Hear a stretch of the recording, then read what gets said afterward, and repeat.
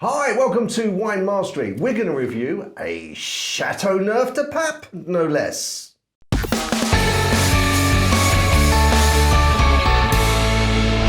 So here we are with a Chateauneuf du Pape. You see the label here. Now there obviously are quite a lot of vineyards in Chateauneuf du Pape, but whenever I hear the word Chateauneuf du Pape, it reminds me of when I was entertaining a very important multi-million-pound client.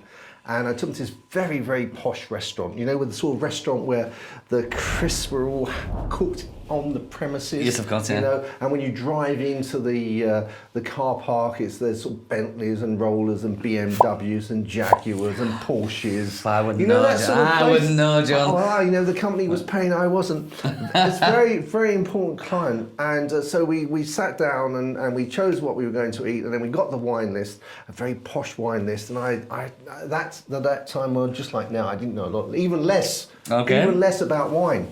And I said to him, what sort of wine do you like? And he said, I like a full-bodied red. So I said, oh, okay. And I looked through there thinking, and when I was younger, someone had told me that Chateauneuf du Pape was a full-bodied red. So I said, oh, there's a Chateauneuf du Pape. And he said, my favourite. Oh, result, brownie points.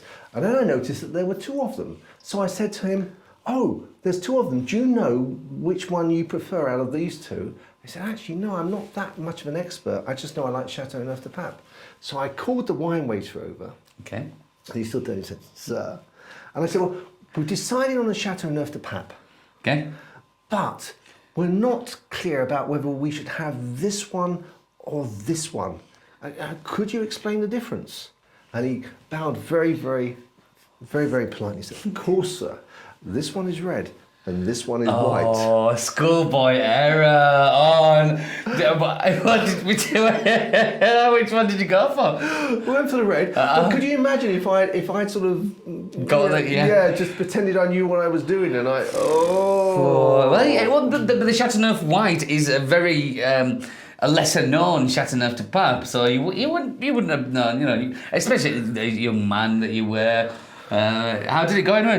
Did the client? Yeah, he really enjoyed. Oh yeah, and we continued to get the business. So because I'd actually involved him in the selection of it. Yeah, so it was all good. Good. But yeah, so that just goes to show that, you know, sometimes if you try to BS your way through wine, it doesn't work. And actually, most wine waiters are more than happy to try. And if you tell them what they like, give them your price range that you want to spend, they're not embarrassed about it. Don't be embarrassed about it. They're there to help you. Don't forget, they want you to have the best experience when you're in their premises. So don't be worried about it. Just tell them what you like or the sort of wines you like, and they will try to find a wine that will suit you from their own list. I have always said this, if you're looking to be in a restaurant where you have a sommelier, use them. And when I say use them, I mean, you know, they're passionate about this. They've done training that have got them to a certain level. And even myself, if I'm in a restaurant and there's a sommelier there, I recognise most of the wines, but once I've said to the sommelier, look, I'm going to be having this, what would you recommend? I would always ask for their recommendation, because their knowledge is just obscene. It's, you know, they know a lot more than I do, and I've, you know, been in the business 27 years, so definitely always use your sommelier if they are there. And I always add, actually, I always do the same, and I say, you know, I'm having this, what would you suggest? But I really like good value. Of course, John. What have you got? Anywhere under a tenner? They're good at that as well. They can get to your budget. They're happy to do it. It's almost like a little challenge for them. Of course. And I can appreciate fully, like we've said before, when people come into the shop and you find that wine that they really like, it's quite a nice thing for me. I feel, you know, like you've accomplished something. So yeah, always, if you've got a sommelier, always use them. Fantastic. Okay, well, shall we have a look at the colour of this particular Chateauneuf? There we are, there's the label. I have to say, so label, let's just disappear that now. I have to say, you know, the problem with Chateauneuf du Pape for me is... I know exactly what this problem's going to be. Go on. The price. Yes, the price. I mean, it is so well known. It is, you know, it's a bit like champagne. It's sort of laying up there. I feel like you just have to pay a premium. It's like a designer label. But, you know, it's not going to be any better than anything else. Because it's a designer label, you've got to pay more. And this one cost £20. I mean, obviously wines, there's more than that. And I guess actually this is at the cheap end of a Chateauneuf du Pape. There are the Chateauneuf I sell is £40, so double that price, $39.99. We went for the top dog kind of thing when it comes to Chateauneuf du Pape. There's, as you just said earlier, there are a lot of Chateauneufs out there. It is, but again, I think you described it just perfectly there. Like it's almost like a designer label, which you're paying sometimes for a lot for a name and not the actual what's it, quality, but. Let's give it a go. Recognition. I mean, I think if you took a bottle of Chateauneuf du Pape to friends for a dinner party, they know. He's saying, I spent a lot on this for our dinner party. I appreciate you inviting me. Yep. Whereas if you bought, maybe a wine at maybe even half the price, that maybe would be as good, it wouldn't say the same thing. No, but if not, but then you can get, and we've seen this a lot of times during these videos. You don't have to spend that amount of money to get something that's decent. But as I say, like, it's got a name. You don't get a name by not being good. No. But let's give it a go, John, and see. Yeah, let's give it a go. Okay, so let's have a smell first, shall we? Let's have a look at the nose. Have a smell of the nose. Look at the nose, smell of the nose. You know what I mean. I do know exactly what you mean. I do know. So let's give it a go. Oh, it's perfumey. Is it? Yeah, perfume. Like I'm not getting anything. Parma violets. I am not getting anything. Okay, you don't have to. I don't have to, but hopefully I'm worried I've got a cold coming now. It's not as in your face as some of the wines that we've previously tried. It is a lot more subtle, but yeah, it's very subtle. I mean, I know the word is because sometimes wine merchants and wine waiters use this sort of estate agent language, where they will refer to a wine that I can't smell as delicate. Yeah, I'll go with that. That is a word I use during my descriptions of if you can't get. John, you are spot on. It is a delicate nose, but that's not necessarily a bad thing. Sometimes it is nice to have that. But let's get on with the old palate. The taste, yeah.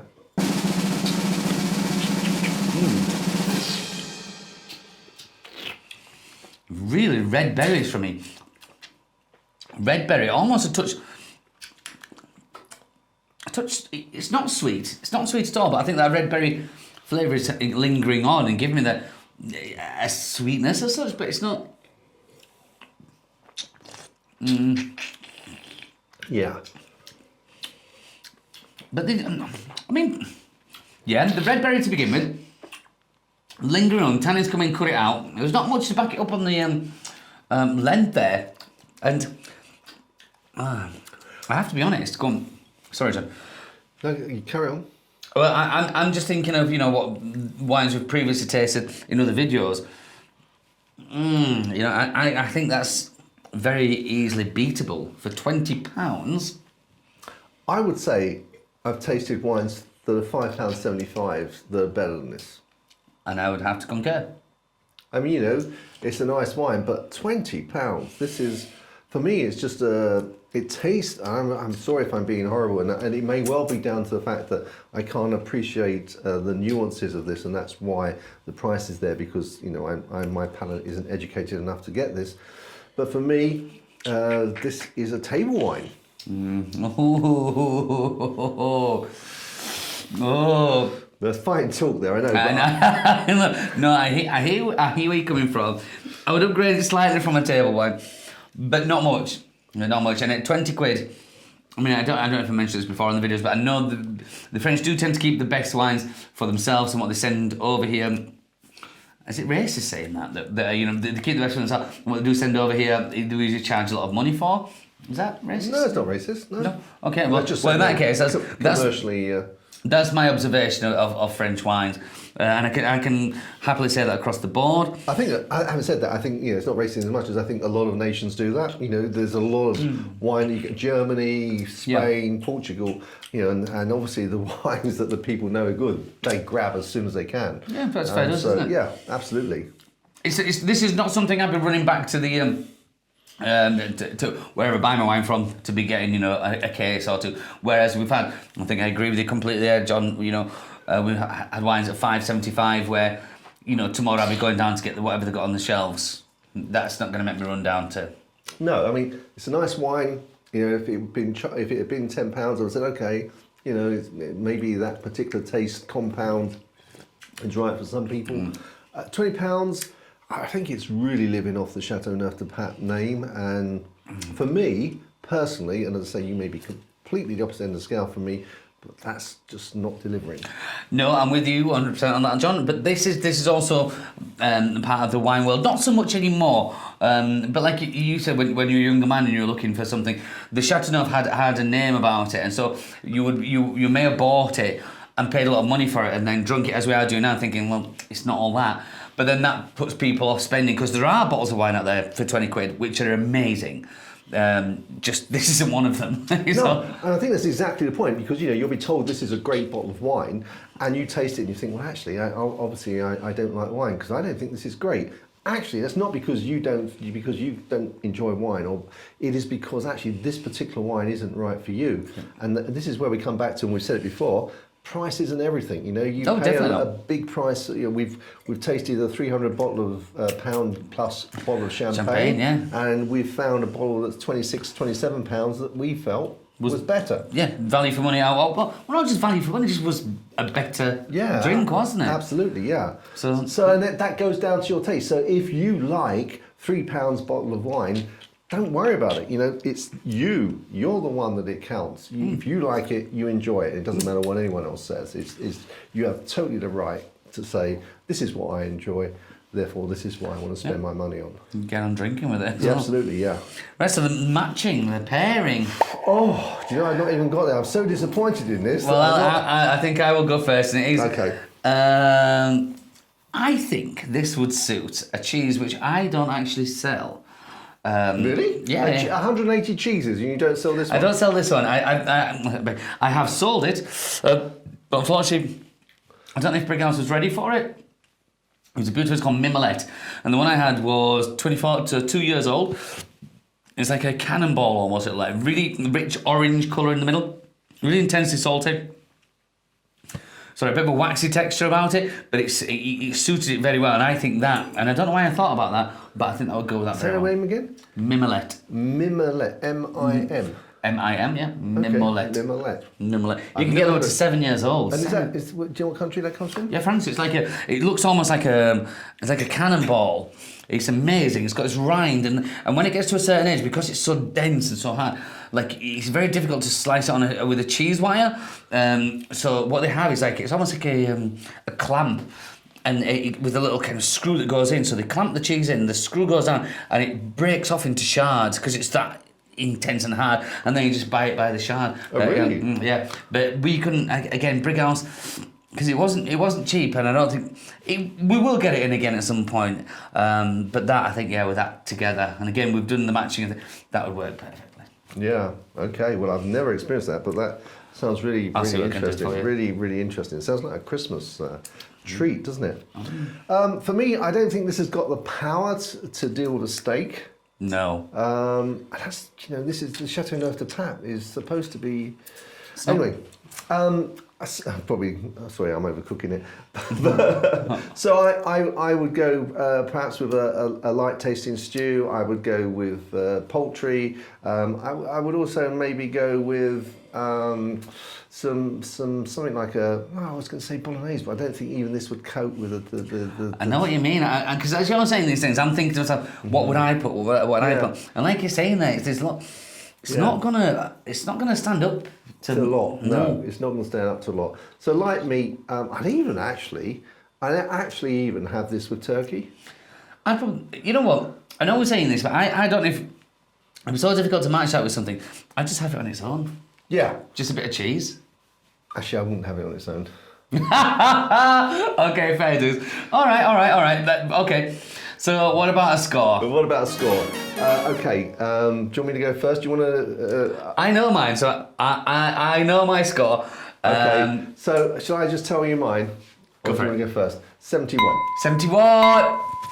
Really? Spot on. I was thinking 69, but I bet you were. No, I thought about taking it under 70, but I thought no, I can't do that much of an injustice because it's not a bad wine. I think it's a £20 tag. If that had been £10, it would have got a little bit more. But £20, just that we have tasted so much better wines for so much less. That's the only thing that I taking down 71 because that's not a good score. Yeah, if someone had given you this and said it was £5.75, you're like, yeah, it's all right. Yeah. Not 20 quid. No, not 20 quid. Okay, guys, that is our opinion. If you totally disagree, put the comments below. You know, it is down to our individual palates, and so we wouldn't argue with you if you think it's better.